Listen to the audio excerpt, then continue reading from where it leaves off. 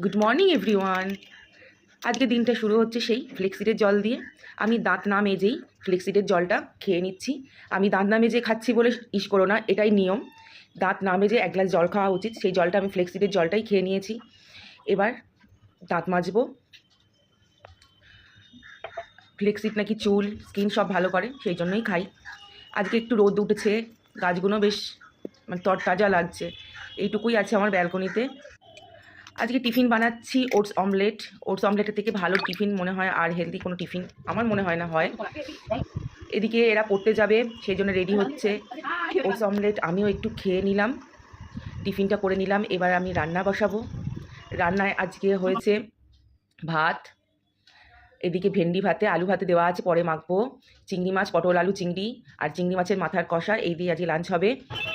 সন্ধে হতে না হতেই রাস্তায় এরকম মানুষের ঢল নেমেছে, কারণ সবাই যাচ্ছে লোকনাথ বাবার মাথায় জল ঢালতে।